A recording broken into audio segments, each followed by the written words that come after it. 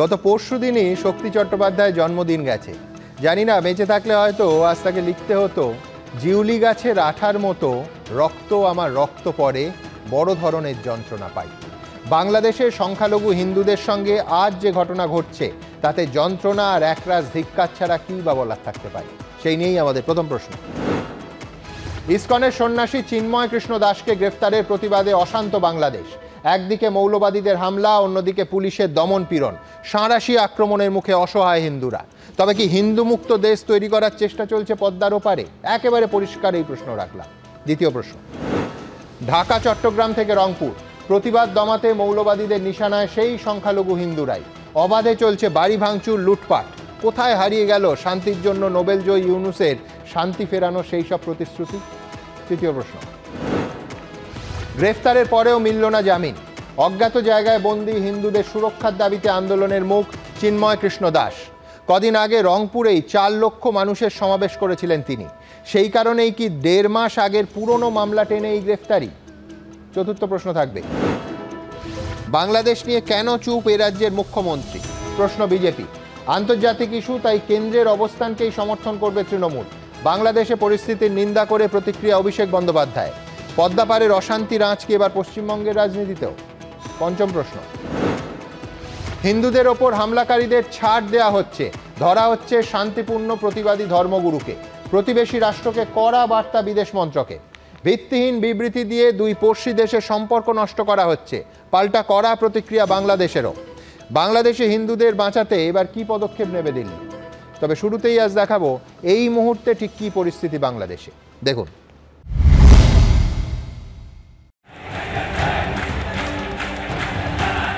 পদ্মাপাড়ে অশান্তির আগুন জ্বলছে, লাগাতার চলছে হিন্দুদের ওপর আক্রমণ। একদিকে কট্টরপন্থীরা হামলা চালাচ্ছে, অন্যদিকে বেছে বেছে হিন্দুদেরই পুলিশ ধরছে বলে অভিযোগ। কার্যত সাঁড়াশি আক্রমণের মুখে বাংলাদেশের সংখ্যালঘু হিন্দুরা। লাগাতার অত্যাচারের জেরে দেওয়ালে পিঠ থেকে যাওয়া হিন্দুরা যখন ঢাকা থেকে চট্টগ্রাম লাগাতার মিছিল, মিটিং, বিক্ষোভ, ধর্ণা অবস্থান শুরু করেছিল, আর তাদের মুখ হয়ে উঠেছিলেন ইসকনের সন্ন্যাসী চিন্ময় কৃষ্ণ দাস। এই অবস্থায় হঠাৎই তাকে গ্রেফতারের পর বাংলাদেশের বিভিন্ন প্রান্তে শুরু হয়েছে অশান্তি। হাসিনা সরকারের আমলে এতটা ভয়াবহ আকার ধারণ করেননি। এই সরকারকে যে উৎখাতের পেছনে যে ছাত্র আন্দোলন, তার পেছনে ইন্ধন ছিল পাকিস্তানের, এবং বর্তমান যে ইউনিট সরকার আছে তারও ইন্ধন জ্বলেছিল। এখন তার ফল ভোগ করছে আমাদের চিন্ময় প্রভু, যাকে গ্রেপ্তার করা হলো। বাংলাদেশে এখন টার্গেট করা হচ্ছে হিন্দুদের। কোথাও ভাঙচুর হচ্ছে মন্দিরে, কোথাও হিন্দু মহল্লায় আক্রমণের ঘটনা ঘটছে। কোথাও সন্ন্যাসী চিন্ময় কৃষ্ণ দাসের মুক্তির দাবিতে হিন্দুদের শান্তিপূর্ণ কর্মসূচিতে বাধা দেওয়া হচ্ছে। হাজারিলেনের কালীবাড়ি ভাঙ্গা হয়ে গেছে, দেখেন অবস্থা, দেখেন কালীবাড়ির অবস্থা, দেখেন আমাদের কালীবাড়ি পুরো ভাঙিয়ে দিয়েছে। দেখেন ভাঙচুর থেকে অগ্নিসংযোগ, সোশ্যাল মিডিয়ায় ভাইরাল হচ্ছে একের পর এক হারহিম করা সেই সব ছবি। ফিরিঙ্গি বাজার লোকনাথ মন্দির, ফিরিঙ্গি বাজার লোকনাথ মন্দির ভাঙচুর করছেন জান্নাত শিবিরের ছেলেরা। উদ্বেগে আতঙ্কে দিন কাটাচ্ছেন বাংলাদেশের হিন্দু ধর্মাবলম্বীরা। দেখুন অশান্তির দলেরা কি করছে আমাদের এখানে, আমরা খুবই আতঙ্কে আছি ভাই। উনি অত্যন্ত ভারত বিদ্বেষী মানুষ, কেন জানি না। এই মোহাম্মদ ইউনূস এসে বাংলাদেশ শাসন করছেন এবং উনি হচ্ছেন কট্টর ভারত বিদ্বেষী এবং কট্টর মৌলবাদী। রাষ্ট্রদ্রোহিতার অভিযোগে সোমবার ঢাকার শাহজালাল আন্তর্জাতিক বিমানবন্দরে গ্রেফতার করা হয় ইসকনের সন্ন্যাসী চিন্ময় কৃষ্ণ দাসকে। মঙ্গলবার বেলা 12:30 নাগাদ তার জামিন খারিজ করে দেয় চট্টগ্রাম আদালত। চিন্ময় কৃষ্ণ দাসকে প্রিজন ভ্যানে তোলার সময় প্রবল বিক্ষোভ শুরু করেন তার অনুগামীরা। পুলিশ ও আইনজীবীদের সঙ্গে তাদের সংঘর্ষ বেঁধে যায়। মৃত্যু হয় সাইফুল ইসলাম ওরফে আলিফ নামে সরকারি এক আইনজীবী। পরিস্থিতি নিয়ন্ত্রণে আনতে হিন্দু ধর্মাবলম্বীদের ওপর ব্যাপক লাঠিচার্জ করে পুলিশ। ফাটানো হয় কাঁদানে গ্যাসের শেল। এই ঘটনায় ইউনূস সরকারের মুখ্য উপদেষ্টার তরফে ফেসবুকে পোস্ট করে বলা হয়েছে, আইনজীবী সাইফুল ইসলাম আলিফ হত্যার ঘটনায় সন্দেহভাজন অন্তত 6 জনকে আটক করেছে চট্টগ্রাম মেট্রোপলিটন পুলিশ। ভিডিও ফুটেজের মাধ্যমে এই 6 জনকে শনাক্ত করা হয়েছে। লাস্ট 100 দিন থেকে যে তাণ্ডবটা চলছে, তো যত বাংলাদেশের মাইনরিটি ওদের সামনে রাস্তাটা পুরো শেষ। ওরা দেখছে কি আমাদের কিছু আর রাস্তা নেই, আর রাস্তায় নেমেও আমরা দেখছি কি খুব ওরা শান্তিপূর্ণ ভাবে ওরা নিজের কথা দাবিটা রাখছে। ওখানে পুলিশের সঙ্গে কিছু মৌলবাদীরাও ওরা মিশে ওদেরকে মেরেছে। এটাও একটা মামলা করে এখন যত লোক ছিল ওদেরকে জেলে ঢুকিয়ে দেবে। ইসকনের সন্ন্যাসী গ্রেফতারের প্রতিবাদে পথে নেমেছে বাংলাদেশের হিন্দু সমাজ, কিন্তু সেখানেও পুলিশি দমন পীড়নের অভিযোগ উঠেছে। এই দিন চট্টগ্রামের প্রতিবাদ মিছিল শুরুর আগে বাধা দিয়েছে পুলিশ। মঙ্গলবার গভীর রাতে মিছিলের 6 উদ্যোক্তাকে আটক করা হয়েছে। চিন্ময় দাসের মুক্তির দাবিতে এই দিন ঠাকুরগাঁওয়ে জমায়েত করেন হিন্দুরা। সেখানেও পুলিশের বাধা ঘিরে ব্যাপক উত্তেজনা তৈরি হয়।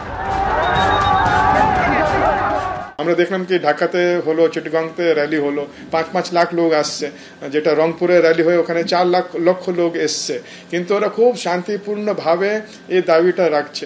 তো যদি গভর্নমেন্ট ওদেরকে ডেকে কথা বলে নিত তো ওদের সব সমস্যাটা মিটে যেত, ওদের আশ্বাসন হতো কি গভর্নমেন্ট চিন্তা ভাবনা করছে।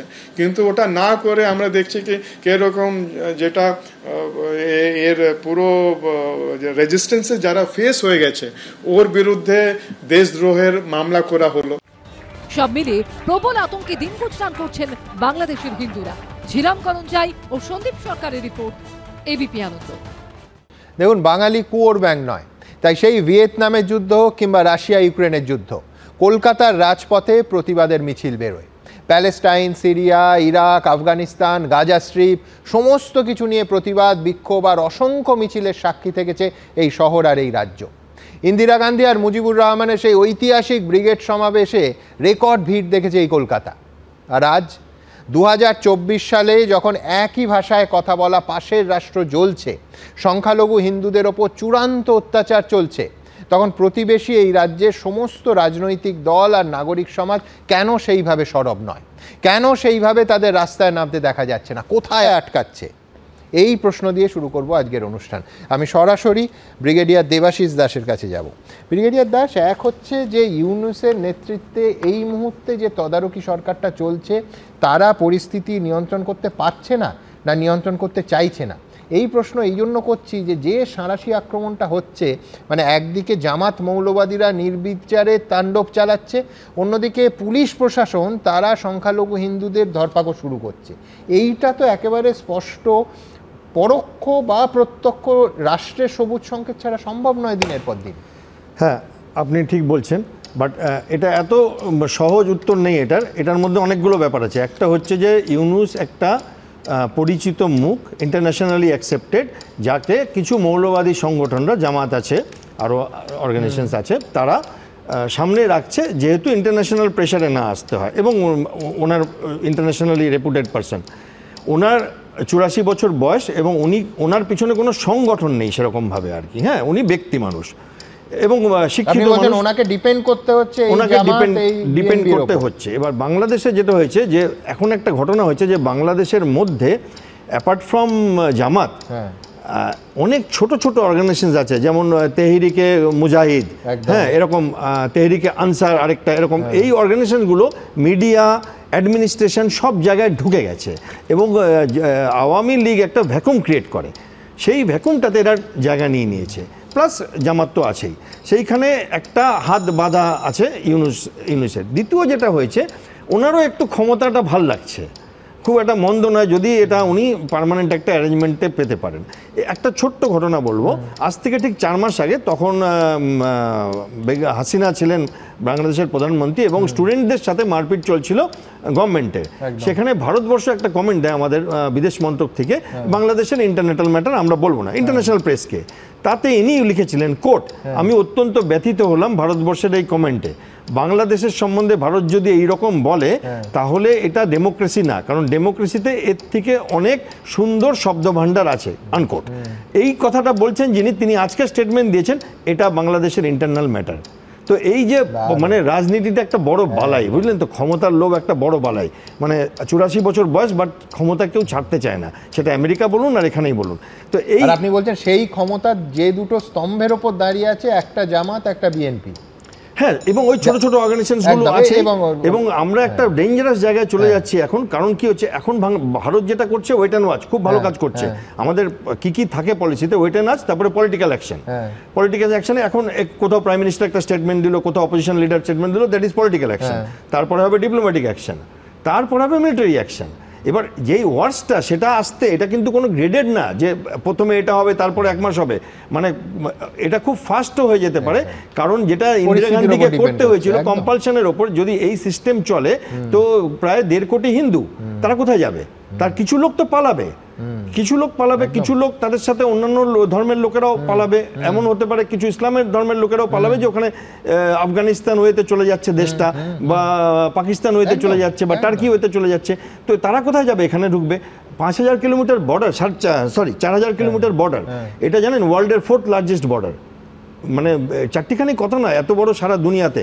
তো এই বর্ডারের মধ্যে আমরা মানে ওয়েস্ট বেঙ্গল মেজর প্লেয়ার, আমাদের সব থেকে বেশি চিন্তা হওয়ার কথা যে 2200 কিলোমিটার তো আমাদের ভাগে পড়ছে, বাকি মিজোরাম, ত্রিপুরা, আসাম এরা নিয়ে নিচ্ছে। হ্যাঁ, এইবার এইখানে আমাদের দেখতে হবে যে ইউনুস আমাদের কাছে অ্যাকচুয়ালি মানে Yunus is a better bet now, কারণ যদি ইলেকশন হয়ে যায়, ধরুন কালকে ধরুন বাংলাদেশে ইলেকশন হলো, তো যারা পিছন থেকে লড়ছে তারা সামনে এসে বসবে, গদিতে এসে বসবে, এবং তারা কিন্তু ওই সিরিয়া, ISIS এই রাস্তাতে যেতে চাইছে, যেটা বাংলাদেশের ফ্লেভার ছিল না, এবং আমাদের জন্য সেটা দুঃখকারক। হ্যাঁ, আমি বলছি ব্রিগেডিয়ার দাস, ইউনুস আগে কি বলেছিলেন, এখন কি বলেছিলেন, প্রায় আমাদের টেলিভিশনের ভাষায় দেখালে 2 উইন্ডো করে পাশাপাশি রাখলেন। আমি বলছি এটাই তো বিস্ময়কর। এর আগে আমরা দেখেছি মোহাম্মদ ইউনুসকে একাধিক সাক্ষাৎকারে যখন সংখ্যালঘু হিন্দুদের ওপর একটার পর একটা আক্রমণের ঘটনা হচ্ছে, তিনি একেবারে অন ক্যামেরা স্পষ্ট করে বলছেন এটা কোথাও সংখ্যালঘু সংখ্যাগুরু নেই, এতে কোথাও ধর্ম নেই, এটা নেহাতি রাজনৈতিক সংঘর্ষ। আমি বলছি আমি যদি সমস্যাকে অ্যাকনলেজ না করি, আমি যদি সমস্যাকে না মানি, তাহলে সমস্যার সমাধান করতে পারবো কি করে? সবথেকে বড় কথা, আমি কি সমস্যার সমাধান করতে আদৌ চাইছি? ঠিক যেখানে আমার প্রথম প্রশ্নটা ছিল, আমি এইখানে আমার দ্বিতীয় প্রতিবেদন আপনাদের সামনে রাখবো, সেটা হচ্ছে ইউনুস ক্ষমতায় আসার পর থেকে, হাসিনা সরকার যখন পড়ে গেল, তারপর ইউনুসের এই 100 দিনে সংখ্যালঘু হিন্দুদের ওপর ঠিক কী কী ঘটনা ঘটেছে, এবং রাষ্ট্র হিসেবে বাংলাদেশ কী প্রতিক্রিয়া দিয়েছে বা কী ব্যবস্থা নিয়েছে। দুর্ভাগ্য এই পরের অংশটার যে ছবিগুলো দেখাবো সেটা হতাশাজনক। দেখুন।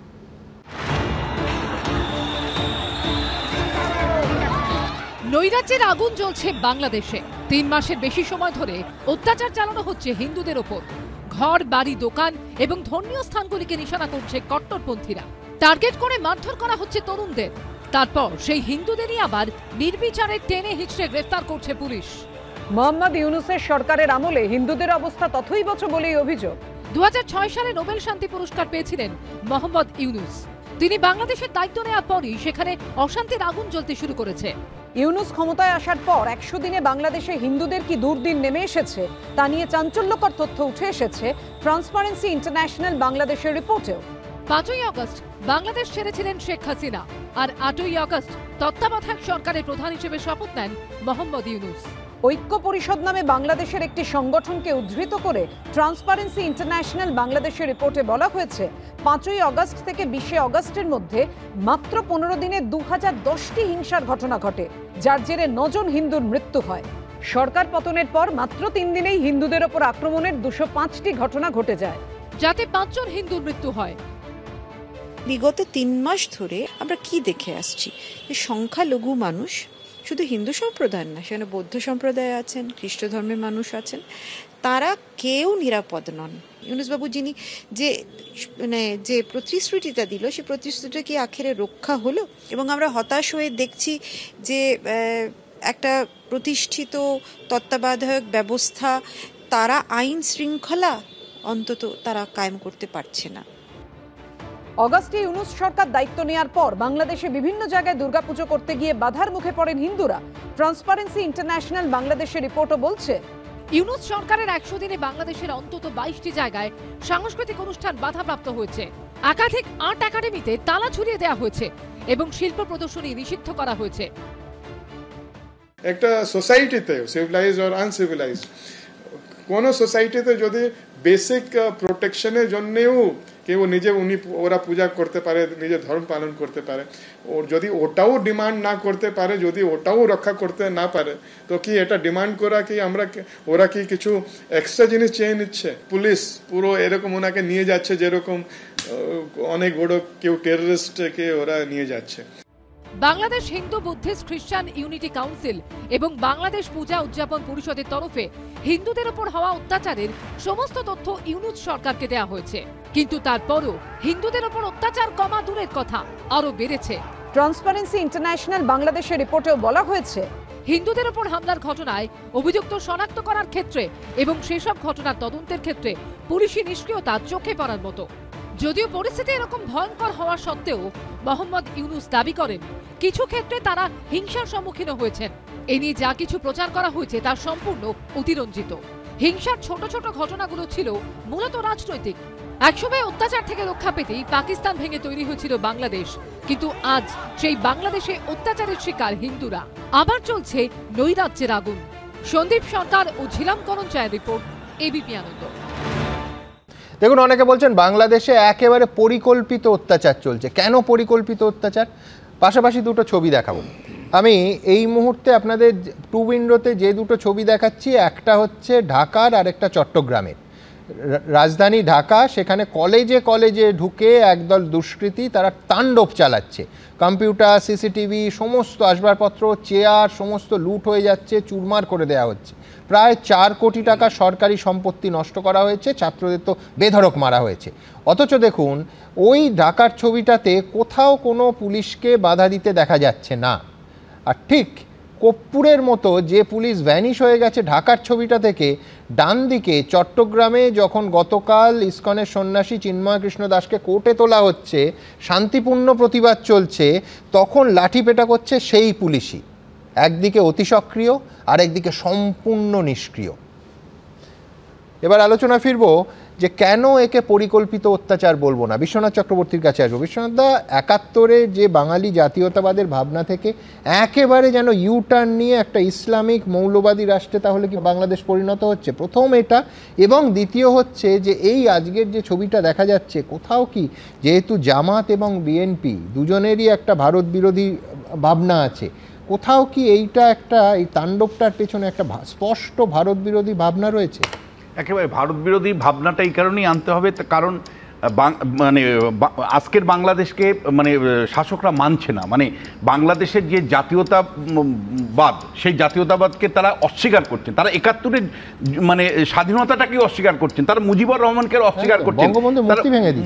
মানে পরিষ্কার যে তারা মানে যেন মনে হচ্ছে যেন 71-এর আগে যে পূর্ব পাকিস্তান ছিল, সেই পূর্ব পাকিস্তানে ফিরে যেতে চাইছেন। ফলে বাঙালি জাতীয়তাবাদ নিয়ে যে আমাদের গর্ব হয়েছিল 71 সালে, যে একটা ভাষাকে কেন্দ্র করে একটা জাতীয়তাবাদ গড়ে উঠেছে, একটা আলাদা রাষ্ট্র তৈরি হয়েছে, সেই রাষ্ট্র কিন্তু আজকে বিপন্ন।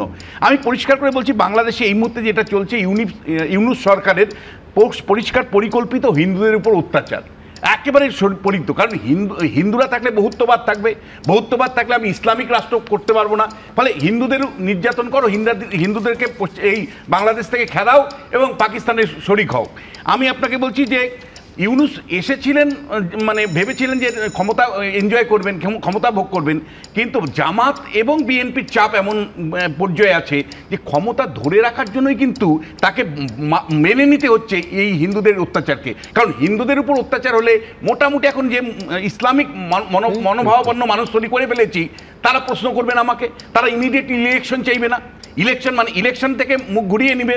মানে মানুষকে ভোলানো যাবে কি করে যে হিন্দুদের উপর অত্যাচার যদি করতে পারি আমি, তাহলে মানে আমার যে ইসলামাইজেশন, সেই ইসলামাইজেশনের উদ্দেশ্যটা সফল হবে। এই ইসলামীকরণ একদম একটা লাইন যোগ করি বিশ্বনাথ দা, যে যেটা বাংলাদেশে কোনোদিন হয়নি, মোহাম্মদ আলী জিন্নাহর জন্মদিন পালন, সেইটা এতদিন পরে হচ্ছে। একেবারে তাই, এই পুরোটাই একটা ইসলামীকরণের। ফলে আমি আপনাকে বলছি, বাংলাদেশের সমস্ত জায়গায় মানে যে সমস্যা, মানে জিনিসপত্রের দাম বৃদ্ধি থেকে শুরু করে, বেকারত্ব থেকে শুরু করে, মানে ললেসনেসের অবস্থা, তার থেকে যদি আপনাকে ঘুরতে হয়, মানুষকে যদি ডিফোকাস করতে হয়, তাহলে হিন্দুদের উপর অত্যাচারটা হলো এখন সবচেয়ে নিরাপদ বিষয়। কেন? তাহলে মানে সংখ্যাগরিষ্ঠ যে মানুষ তৈরি করেছি মৌলবাদীদেরকে, তাদেরকে বুঝিয়ে দিতে পারবো যে এখন লড়াই চলছে হিন্দুদের সাথে। কিন্তু আমি আপনাকে পরিষ্কার করে বলছি, সংখ্যালঘুদের দিনের পর দিন পদানত করা হয়েছে। আপনি জানেন যে এখন যদি সঠিক যদি সেন্সাস আসে, 8% হিন্দু আছে কিনা সন্দেহ। মানে ওনারা বলছেন এখন যে আমরা 95%, তোমরা 5%, চুপ করে আমরা যা বলবো চাই শুনতে হবে। এখন যে প্রশ্নটা হচ্ছে যে মানে এতদিন পর্যন্ত সত্যিই হিন্দুরা চুপচাপ ছিলেন, যখন দেওয়ালে পিঠ থেকে গেছেন তখন মানে চিন্ময় স্বামীর মতন মানুষেরা যখন কথা বলছেন, তখন ওদের বক্তব্য হচ্ছে তোমরা আবার কথা বলবে কেন, তোমাদের কথা বলার এখতিয়ার কোথায়? ফলে হিন্দুরা মিছিল করবে এত সাহস, হিন্দুরা কথা বলবে এত সাহস, হিন্দুরা প্রতিবাদ করবে এত সাহস, ফলে তাদের উপরে তাদেরকে অ্যারেস্ট করো, তাদের নির্যাতন করো, মিছিল করতে দেব না। মানে কার্যত বলা যাচ্ছে যে মানে একটা অমানবিক চেহারা। আমি বলছি সারা পৃথিবী জুড়ে এটার যদি প্রতিবাদ না হয়, যে আমি যদি হিন্দু মুসলিমের জায়গা ছেড়ে দিয়ে শুধু মানবতার জায়গা থেকে বলছি যে মানুষকে এর উপর অত্যাচার কি লেভেলে হচ্ছে, এবং ভারত সরকারের কিন্তু অ্যাক্ট করতে হবে। আমি দেবাশিস বাবুর সাথে একমত হয়েও বলছি যে ভারত সরকার কেবলমাত্র প্রেস স্টেটমেন্ট দিলেও যথেষ্ট নয়। যেভাবে মানে যেভাবে নির্যাতিত হচ্ছে একটা বিরাট সংখ্যক মানুষ বাংলাদেশে, ভারত সরকারকে অ্যাক্ট করতে হবে। পরিষ্কার আমরা কিছু অ্যাক্ট দেখতে চাই। একই সাথে আপনাকে বলতে চাই, আমার রাজ্যে রাস্তায় দিনের পর দিন প্যালেস্টাইন নিয়ে মিছিল হয়, বামপন্থীরা মিছিলের পর মিছিল করে দেয় প্যালেস্টাইনকে নিয়ে। কোথায় আজকে হিন্দুরা যখন আক্রান্ত হচ্ছে, কেন মোহাম্মদ সেলিমরা মিছিল করছে না? কেন মোহাম্মদ সেলিমরা মিছিল করছে না? তৃণমূল নেত্রী এত সব মিছিল করেন, তৃণমূল নেত্রী এত সব কথা বলেন, আজকে বিদেশ নীতি আখ্যা দিয়ে আমার প্রতিবেশী আমি রাহুলের কাছে আসবো, কিন্তু তার আগে বলি সেটা হচ্ছে একেবারে ঠিক, হিন্দু মুসলমানের থেকে বড় কথা মানবতা। এবং এই আন্দোলনের ক্ষেত্রে এই যেভাবে কণ্ঠরোধ করার চেষ্টা হচ্ছে, আমি তার একেবারে পুঙ্খানুপুঙ্খ ডিটেলসে আসবো।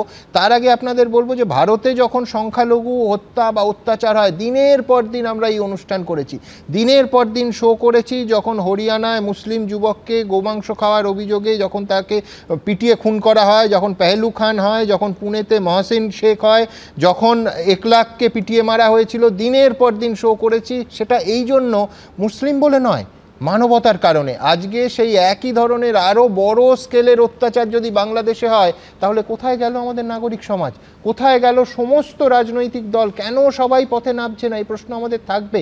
ঠিক এইখান থেকে আমি পরের প্রশ্ন, যে এই চিন্ময় কৃষ্ণ দাস কেন তাকে টার্গেট করা হলো, যিনি প্রায় 4 লক্ষ হিন্দুকে জমায়েত করেছিলেন একটি সমাবেশে, কেন তাকে একটা পুরনো মামলা দিয়ে আজকে গ্রেফতার করা হলো? পরের প্রতিবেদন। আবার আসিব ফিরে দানশিরি নদীর তীরে, শঙ্খচিল বা শালিকের বেশে। আমরা শঙ্খচিল শালিকের বেশে নয়, আমরা বীর যোদ্ধা হয়ে মরব এবং আবার জন্মগ্রহণ করব। কখনো বন্যা দুর্গতদের পাশে দাঁড়াতে হাঁটু জলে নেমেছেন, নিরন্নের মুখে তুলে দিয়েছেন অন্ন। কখনো আবার অধিকার আদায়ের লড়াইয়ে একজোট করেছেন মানুষকে। ইনি ইসকনের সন্ন্যাসী চিন্ময় কৃষ্ণ দাস। আসল নাম ছিল চন্দন কুমার ধর, যাকে সোমবার শাহজালাল আন্তর্জাতিক বিমানবন্দরে রাষ্ট্রদ্রোহিতার অভিযোগে গ্রেফতার করেছে ঢাকা পুলিশের গোয়েন্দা বিভাগ। সন্ন্যাসী চিন্ময় কৃষ্ণ দাস, যিনি বাংলাদেশ সম্মিলিত সনাতনী জাগরণ জোটের মুখপাত্র, চট্টগ্রামের হাটহাজারীর পুণ্ডরিক ধামের অধ্যক্ষ। কয়েকদিন আগেই চট্টগ্রামে একটি সমাবেশ ডেকেছিলেন ইসকনের সন্ন্যাসী চিন্ময় কৃষ্ণ দাস। সেখানে হাজির হয়েছিলেন প্রায় 4 লক্ষ হিন্দু ধর্মাবলম্বী। অভিযোগ, তার জেরেই ইসকনের সন্ন্যাসী চিন্ময় কৃষ্ণ দাসকে টার্গেট করেছে বাংলাদেশের মৌলবাদীরা। আর সেই চাপের মুখে পড়েই চিন্ময় কৃষ্ণ দাসকে গ্রেফতার করেছে বাংলাদেশ সরকার। বাংলাদেশে হিন্দু ও সংখ্যালঘুদের অধিকার নিয়েই বারে বারে সরব হয়েছেন ইসকনের সন্ন্যাসী চিন্ময় কৃষ্ণ দাস। তার গ্রেফতারের পর তার একাধিক বক্তব্যের ভিডিও ভাইরাল হচ্ছে।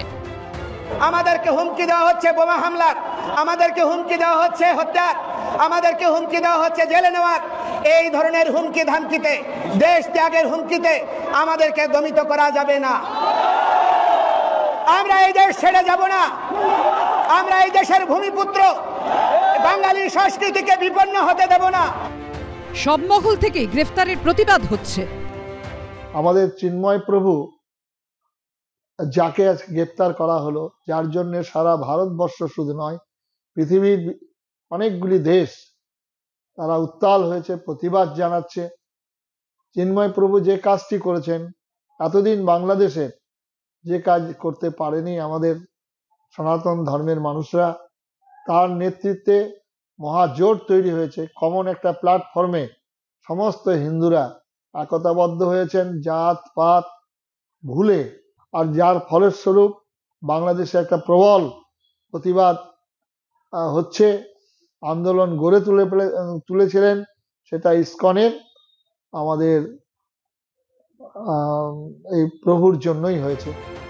সন্ন্যাসী চিন্ময় কৃষ্ণ দাস সহ 19 জনের বিরুদ্ধে বাংলাদেশের জাতীয় পতাকা অবমাননার অভিযোগ দায়ের করা হয়েছে। কিন্তু এই ধরনের ভাইরাল ভিডিও প্রকাশ করে প্রশ্ন তোলা হচ্ছে, আদৌ কি চিন্ময় কৃষ্ণ দাস বাংলাদেশের জাতীয় পতাকার অবমাননা করেছিলেন? আদৌ কি সেটা বাংলাদেশের জাতীয় পতাকা ছিল? বিজেন্দ্র সিংহ, কৃষ্ণেন্দু অধিকারী ও রুমা পালের রিপোর্ট, এবিপি আনন্দ। দেখুন, যারা রাজস্থানের পেহলু খান কিংবা মোহাম্মদ একলাক কিংবা ওই ট্রেনের মধ্যে জুনেদ খান 15 বছরের ছেলেটাকে পিটিয়ে মারার প্রতিবাদে রাস্তায় নেমেছিলেন, সঠিকভাবে নেমেছিলেন, আবার তাদের নামা উচিত। অবশ্যই নামাটার মধ্যে কোনো ভুল নেই, কিন্তু আজকে চিন্ময় কৃষ্ণ দাসের জন্য কোথায় তারা? এই প্রশ্ন তো উঠবে। ঠিক এইখান থেকে রাজনীতির যে কথাটা বিশ্বনাথ চক্রবর্তী বলেছেন, আমি রাহুল চক্রবর্তীর গায়ে চলে যাব। রাহুল, একটা তো আজকে অভিষেক বন্দ্যোপাধ্যায় বলেছেন যে ঘটনা বাংলাদেশে ঘটেছে সেটা একেবারে সমর্থনযোগ্য নয় এবং অত্যন্ত দুর্ভাগ্যজনক, নিন্দনীয়, কোনো অসুবিধে নেই। কিন্তু পাশাপাশি বলেছেন যে রাজ্যের বিষয় নয়, কেন্দ্রীয় সরকারের বিষয়, আন্তর্জাতিক বিষয়। আমি বলছি 21শে জুলাইয়ের মঞ্চ থেকে কিন্তু এই আলাদা দেশের সরকার ঠিক করবে, ভারত সরকার ঠিক করবে, বাংলা বলতে পারেন না বলেও মমতা বন্দ্যোপাধ্যায় কোট আনকোট বলেছিলেন, আমার ভালো লেগেছিল, যে আমি এইটুকু বলতে পারি যে অসহায় মানুষ যদি বাংলার দরজা খটখটানো করে তাহলে তাদের আশ্রয় নিশ্চয়ই দেব। আমি বলছি এটা তো রাজ্যের মুখ্যমন্ত্রী বলেছিলেন, তাহলে পাশের দেশে যখন সংখ্যালঘুদের এই রকম ক্রাইসিস, তখন কেন কোনো রকম কর্মসূচি নেওয়ার দূরের কথা এখনও সেইভাবে কেউ মুখ খুলছেন না? 21শে জুলাই ঠিক কী বলেছিলেন রাজ্যের মুখ্যমন্ত্রী, দেখাবো।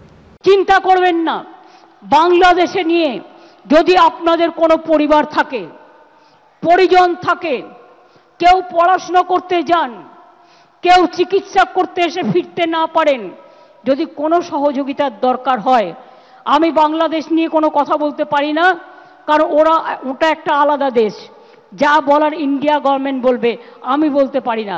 কিন্তু আমি এটুকু বলতে পারি, অসহায় মানুষ যদি বাংলায় দরজা খটখটানি করে, আমরা তাদের আশ্রয় নিশ্চয়ই দেব। রাহুল আশ্বস্ত করছেন, আমি আবার বলছি, ভালো লেগেছিল যে চিন্তা করবেন না বলছেন।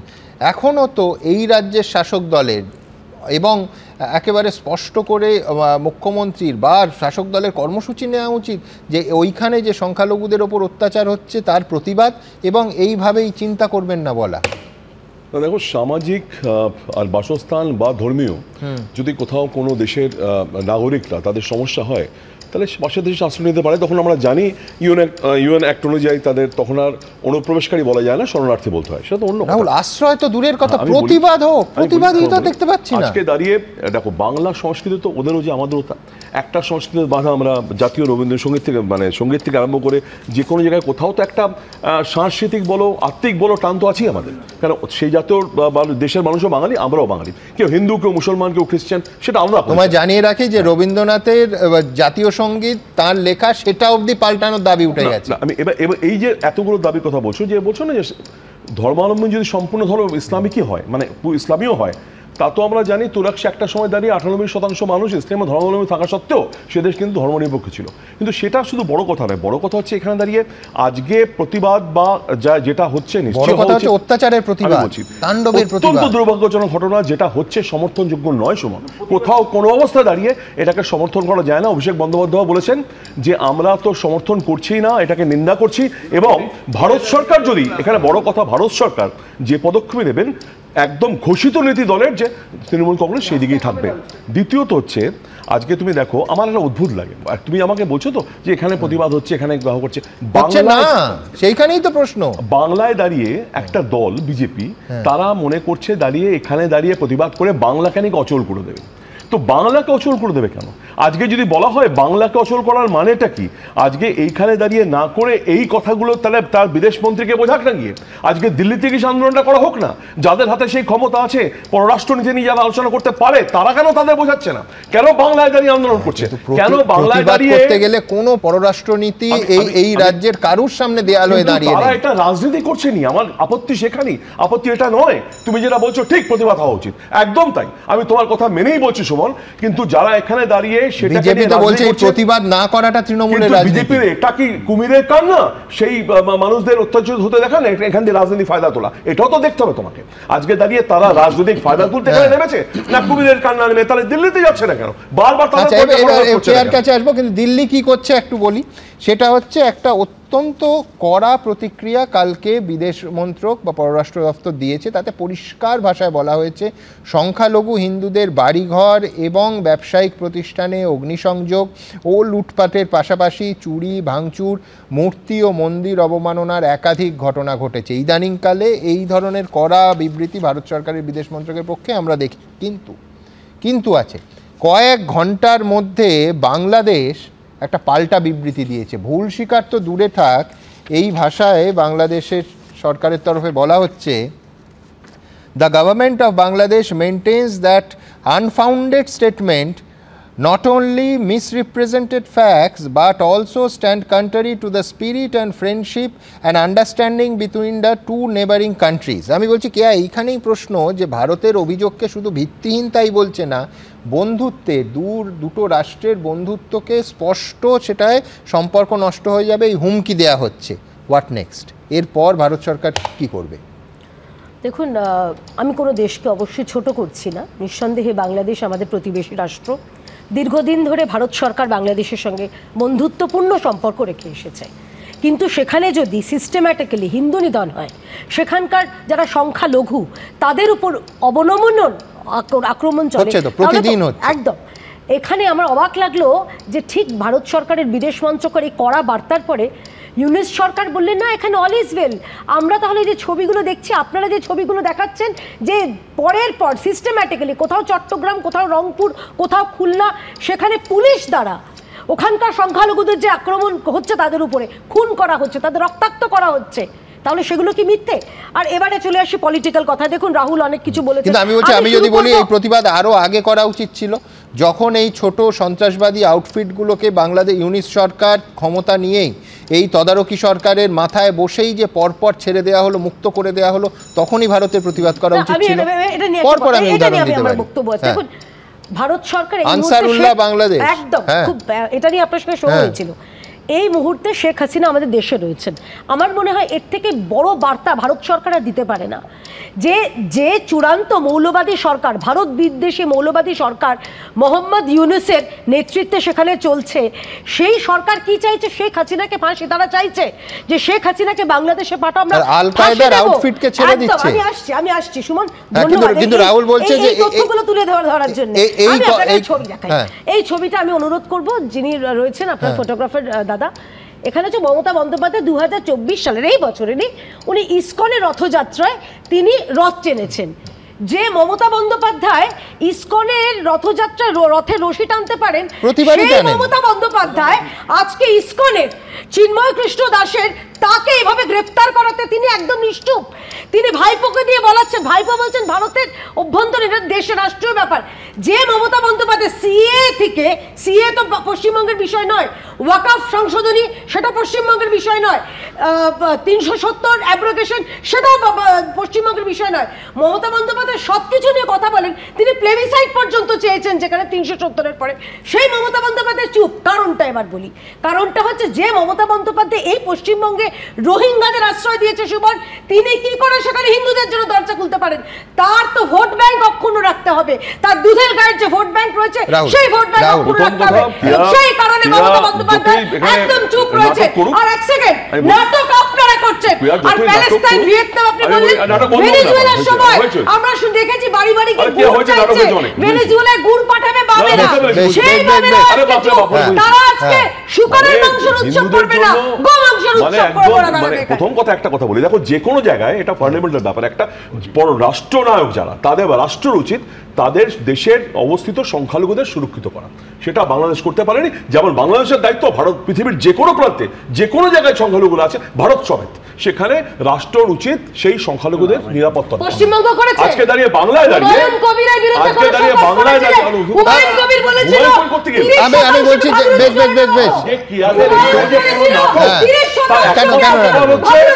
আজকে পররাষ্ট্রমন্ত্রী ভারতবর্ষের যে অ্যাকশন নেওয়া উচিত কোনো অ্যাকশন নেই। আজকে দাঁড়িয়ে এই বাংলাদেশ জলে থেকে জ্বলছে। জিনিসটা কেবলমাত্র হিন্দু মুসলমানের জায়গা থেকে না দেখে, প্লিজ, হিন্দু মুসলমানের জায়গা, এটা কেবলমাত্র এইভাবে না দেখে, আমি খুব পরিষ্কার করে বলছি, আমরা যখন বাংলা বাঙালি সংস্কৃতি বলি, অখণ্ডতার জায়গা থেকে বলি, দুটো রাষ্ট্র আলাদা হতে পারে, বাংলাদেশ একটা আলাদা রাষ্ট্র, ভারত আলাদা রাষ্ট্র, পশ্চিমবাংলা ভারত মানে ভারতের অংশ। কিন্তু আমরা যখন অখণ্ড বাঙালির কথা বলি, সেই অখণ্ড বাঙালির একটা অংশ অত্যাচারিত হচ্ছে, সেখানে আমার শাসক দল চুপ করে থাকবে? সেখানে আমার শাসক দল রাস্তা থাকবে না? তার ভোট ব্যাংকের দিকে তাকিয়ে চুপ করে থাকবে? একটা কথা বুঝতে হবে, বিশ্বনাথ একটা কথা হচ্ছে দিনের পর দিন বাংলা বাঙালি নিয়ে কথা বলবে, অন্যান্য রাজ্যের যে দায় নেই, পশ্চিমবঙ্গের সেই দায়টা আছে, সেই সমস্যাটা আছে। কেন এই যে বললেন আপনি শুনছেন না, কিন্তু আমি বলছি এই তাণ্ডবের প্রতিবাদ করতে কোথায় আটকাচ্ছে? যেখানে বলি অন্য রাজ্যের যে দায়টা নেই, প্লিজ আজকে বাঙালি বা এই আত্মিক বাংলার যে আরো তাড়াতাড়ি প্রতিবাদ করা উচিত, সেখানে দাঁড়িয়ে মানুষ যাতে কোথাও প্রভোকেটেড না হয় এটাও দেখা দরকার। আজকে দাঁড়িয়ে আমি বলছি অন্যায়ের প্রতিবাদ করতে প্রভোকেশন কেন আসবে? বিজেপি চাইছে যেটা বিজেপি চাইছে, এখানে দাঁড়িয়ে একটা যদি লাগানো যায়, লোককে যদি প্রভোগ করা যায়, প্রতিবাদ আর প্রভোকেশন কি এতটাই কাছাকাছি চলে এসছে এই মুহূর্তে এই রাজ্যের রাজনীতি কোথায় দাঁড়িয়ে দেখাবো। তালিবান ইউনুস আর তালিবান ইউনুসের বোন মমতা। দ্বিচারিতা করবেন না বাংলার মুখ্যমন্ত্রী মমতা ব্যানার্জি, সম্পূর্ণ দ্বিচারিতা ছাড়া কিছু নয়। ইসকনের সন্ন্যাসী চিন্ময় কৃষ্ণ দাসের গ্রেফতারি ঘিরে উত্তাল বাংলাদেশ। রংপুর, চট্টগ্রাম থেকে ঢাকা দিকে দিকে চলছে আগুন, যার আঁচ এসে পড়েছে এপার বাংলাতেও। বাংলাদেশে হিন্দুদের ওপর আক্রমণ নিয়ে কেন নীরব মমতা বন্দ্যোপাধ্যায়? প্রশ্ন তুলছে বিরোধীরা। কোথায় পশ্চিমবঙ্গের মুখ্যমন্ত্রীর কোনো মানবিক মুখ? কেন মুখ্যমন্ত্রী চুপ আছেন? কেন প্রতিবাদ করছেন না? তিনিই তো বললেন ওপার বাংলা এপার বাংলা এক। আজকে চুপ কেন তৃণমূল?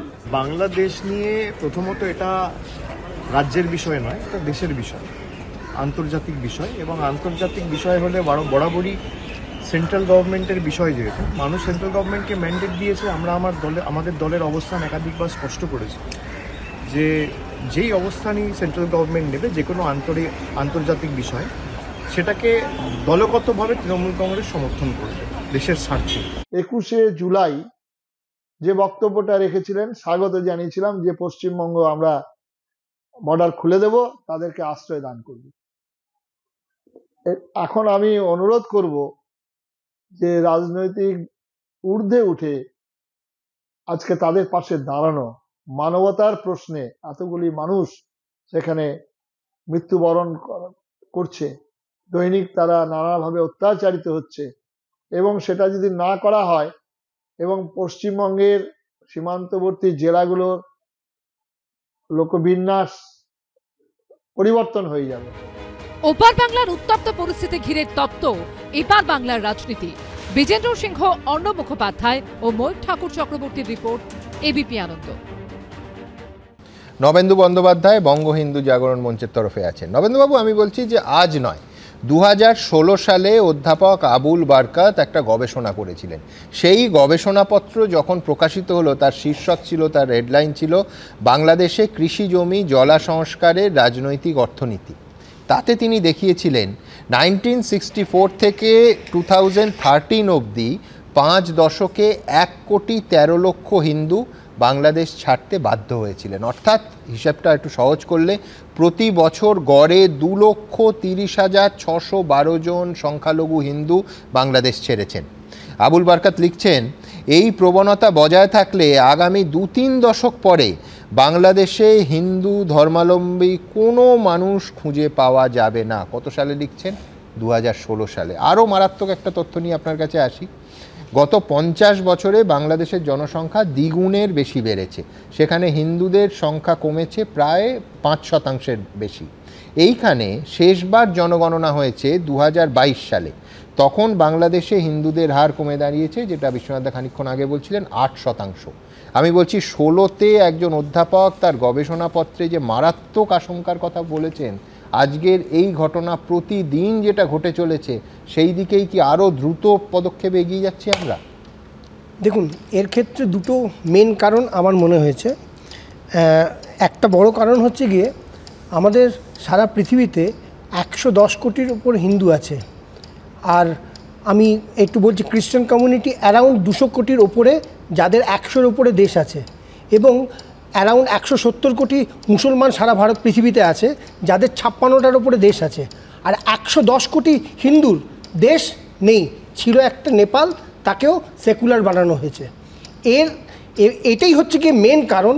হিন্দুরা কবে বুঝবে যে হিন্দুদের সেফ একটা মানে দেশ দরকার, এবং এটা অত্যন্ত দরকার, কারণ এটা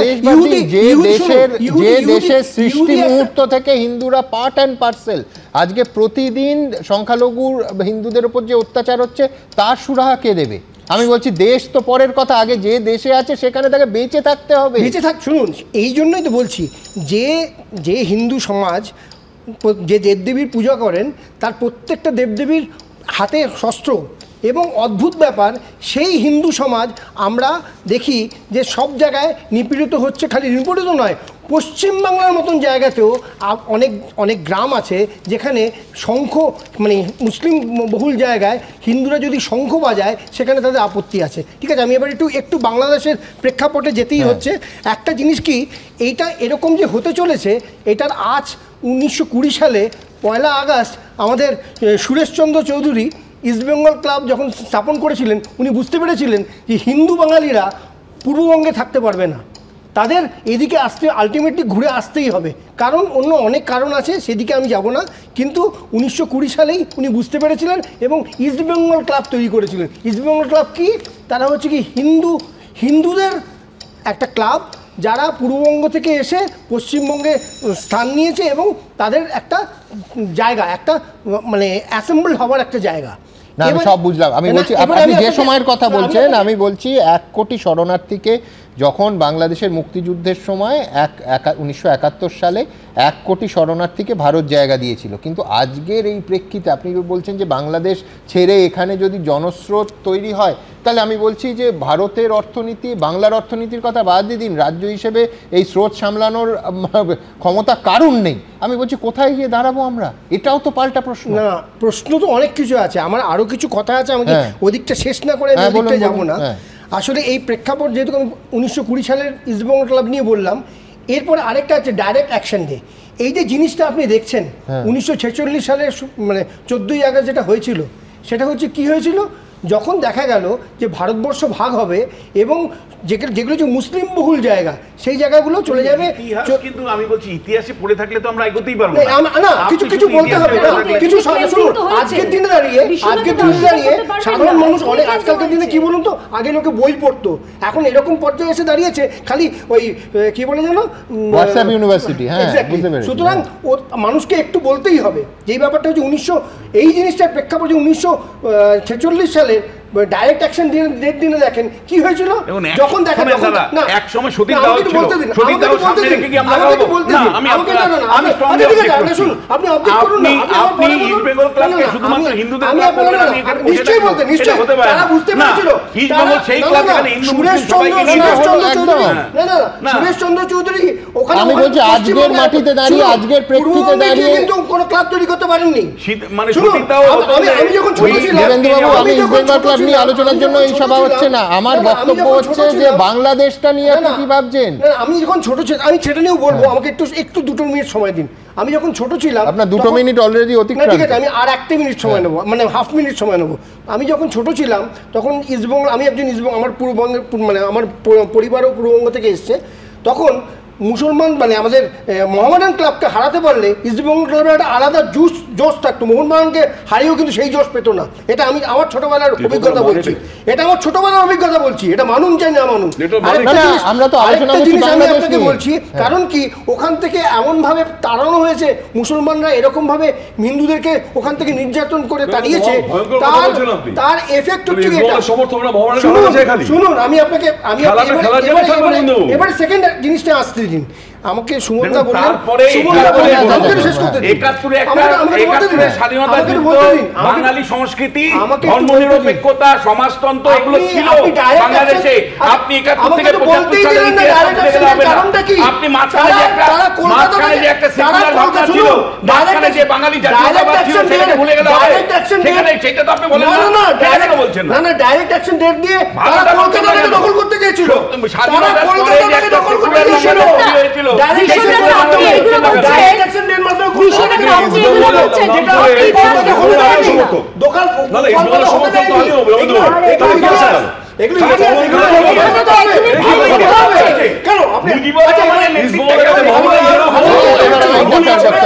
আমি ইতিহাস থেকে বর্তমানে ফিরবো সমীর রাইটের কাছে।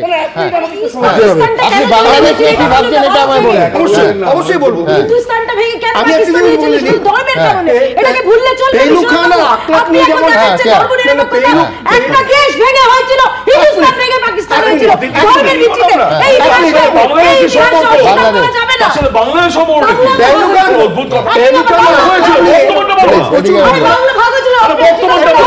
বাংলা কিসের ভিত্তিতে ভাগ হয়েছিল? 2015 সালের 5ই মে নদিয়ার জুরানপুরে একটা পরিবারের 4টে লোককে মেরে ফেলা হয়েছিল। কারণটা কি ছিল জানেন? কারণ হচ্ছে গিয়ে একটাই, যে যখন একটা হিন্দু গ্রামে মুসলিমরা মানে অ্যাটাক করবে তখন সবাই বেরিয়ে গেছিল, কিন্তু ওই একটা পরিবার বলেছিল যে ওই তো আকলাক, ওকে আমি, ওই তো খান, ওকে আমি সবসময় দেখি, ওই তো ইউসুফ, ওকে আমি রোজ দেখি, ও আমাকে কাকি বলে ডাকে, ওরা কিছু করবে না। যখন ওরা অ্যাটাকটা করলো, করার পরে কি হলো, কাউকে পেল না গ্রামে, ওই একটা পরিবারকে পেল।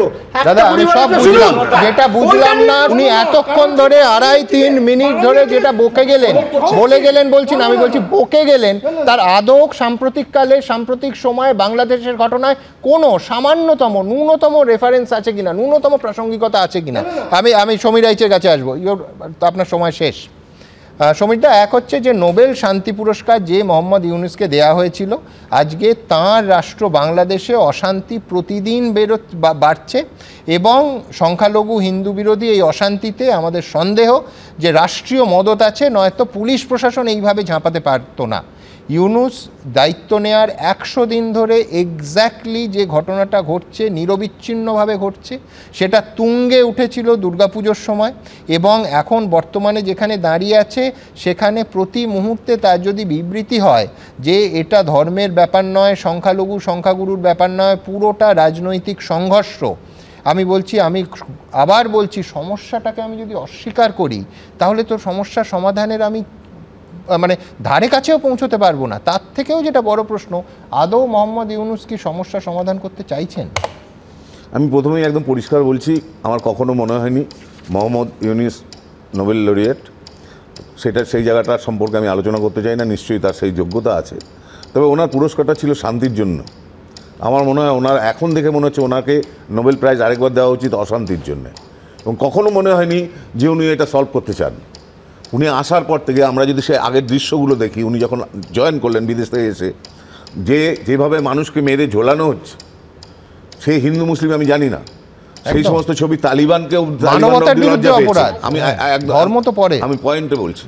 এবং ইউনুসের এটা জানা উচিত, ইউনুস বাংলাদেশের ভালো করছেন না, বাঙালির ভালো করছেন না, উনি প্র্যাকটিক্যালি বাঙালির ক্ষতি করছেন। আমি বাঙালি বলছি বৃহত্তর স্বার্থে।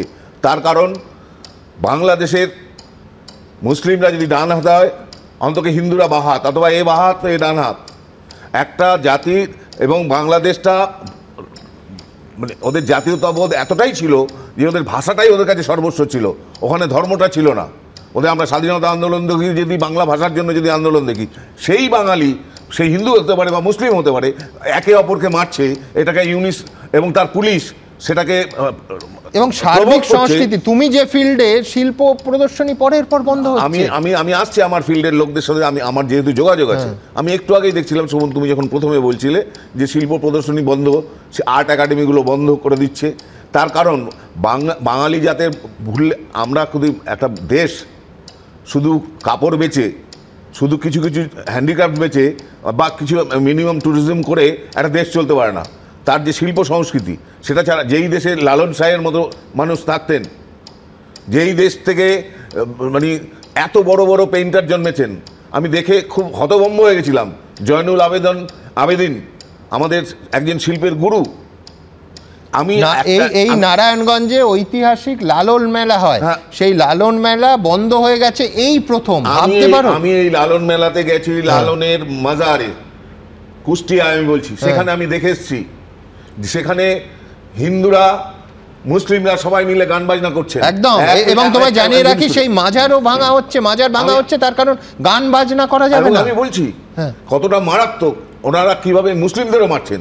যেই মুসলিমরা গান করছিলেন, তার অধিকাংশরা গান করছিলেন রাধা কৃষ্ণ নিয়ে, এটা ওনারা যেন যদি টেলিভিশনের প্রোগ্রামটা দেখেন ওনারা কান দিয়ে যেন শোনেন, ওনারা যেন কান দিয়ে শোনেন যে বাঙালির অ্যাকচুয়াল রুট কি, বাঙালির সঙ্গীত শিল্প এটা হলো বাঙালির রুট। বাঙালির মারপিট করা, এরম হিংসা করা বাঙালির কাজ নয়। বারবার বলছি, যে দেশে শিল্পটাকে ওরা চিত্রশিল্প, ভাস্কর্য, যে পৃথিবীর বহু দেশ আছে মুসলিম দেশ যেখানে ছবি আঁকতে দেওয়া হয় না, ফুল মানে মানুষ নিয়ে ছবি আঁকতে পারবে না, ফুল লতা ছাড়া আঁকতে পারবে না, সেখানে ওরা কিন্তু আমাদের মুসলিম বন্ধুরা, আমার ওখানকার যারা, তারা রীতিমতো এক্সপেরিমেন্টাল কাজ করে সারা পৃথিবীর দরবারে। আমরা কি করে ভুলে যাব? সুপ্রিম কোর্টের সামনে থেকে ভাস্কর্য সরিয়ে দেওয়া হচ্ছে কেন? কট্টরপন্থীরা চায় না। আমি বলছি গোটা সংস্কৃতিটা এখানে এসে দাঁড়িয়ে আছে বাংলাদেশে।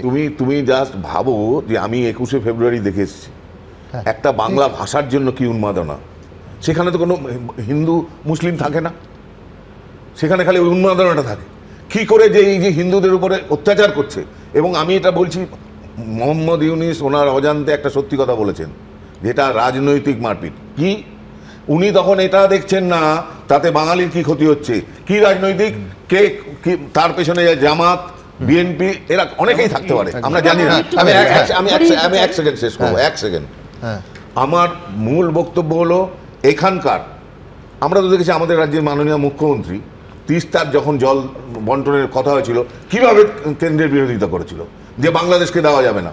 তখন যদি বলতে পারেন, কেন তিনি বলতে পারবেন না যে উনি বললে আমরা আরো 5টা লোক, আমরা 5 লাখ লোক, 5 কোটি লোক ওনার নেতৃত্বে দেব, সমর্থনযোগ্য। আমি বলছি যে তিস্তার জল রাজ্যের স্বার্থের সঙ্গে, রাজ্যের এই 9 কোটি মানুষের, 9 কোটি পশ্চিমবঙ্গের নাগরিকদের স্বার্থের সঙ্গে যুক্ত ছিল বলে উনি মনে করেছিলেন এবং যথার্থভাবে তার প্রতিবাদ করেছিলেন যে পশ্চিমবঙ্গের স্বার্থকে কম্প্রোমাইজ করে আমি কারুর সিদ্ধান্তের কাছে মাথা ঝোঁকাবো না। আজকে রাহুল সেই জন্যই প্রশ্ন উঠছে, যেন ন্যূনতম প্রতিবাদটা কেন আসবে না। আমি যেটা তোমাকে যেটা একটু আগে বলছিলাম, তুমি দেখো উনি যখন কথা বলছিলেন একটা অদ্ভুত প্রভোকেশনের কথা বারবার চলে আসছিল।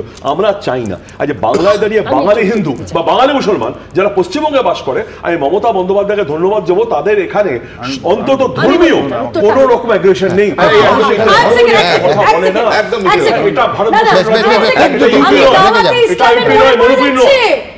ববি হাকিম দাওয়াতে ইসলামে ডাক দিয়েছেন, সেটা প্রভোকেশন নয়।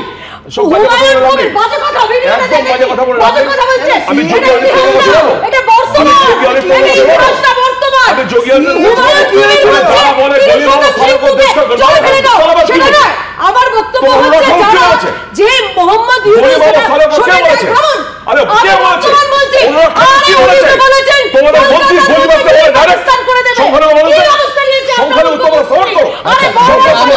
গুলিগোলা চলার আগে দ্রুত আপনারা কি বলছেন? আপনারা জানেন আমাদের ভেরিফাইড এক্স অ্যাকাউন্ট সঙ্গে সুমন @am সুমন দে। প্রচুর মন্তব্য, দ্রুত একটা মন্তব্য নেব।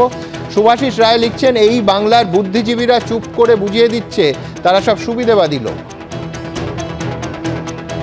মিহির কানুনগো লিখছেন, হিন্দুদের ওপর হামলা প্রমাণ করে বাংলাদেশ এখনো সম্পূর্ণভাবে মৌলবাদীদের কবজায়। তন্ময় প্রামাণিক লিখছেন, যারা ইসরায়েল, প্যালেস্টাইন, গাজা নিয়ে প্রতিবাদে পথে নামে বাংলাদেশ ইস্যুতে তারা কোথায়? কৃষ্ণচন্দ্র ভর লিখছেন, বাংলাদেশে হিন্দুদের ওপর আক্রমণের প্রতিবাদে সমস্ত মানবতাবাদী জোটবদ্ধ হওয়া উচিত। রূপম চক্রবর্তী লিখছেন, বাংলাদেশ নিয়ে সবাইকে এক হতে হবে। ঠিক এইখান থেকে একটা ছোট্ট বিরতি। একের পর এক প্রতিবেদন, এক্সক্লুসিভ রিপোর্ট আছে বাংলাদেশ নিয়ে, এবং বাংলাদেশের যে মানুষরা এখানে আসে নানা কাজে, বিশেষ করে চিকিৎসায়, তারা কি বলছেন এই মারাত্মক ঘটনা নিয়ে তাও দেখাবো। সঙ্গে থাকবেন।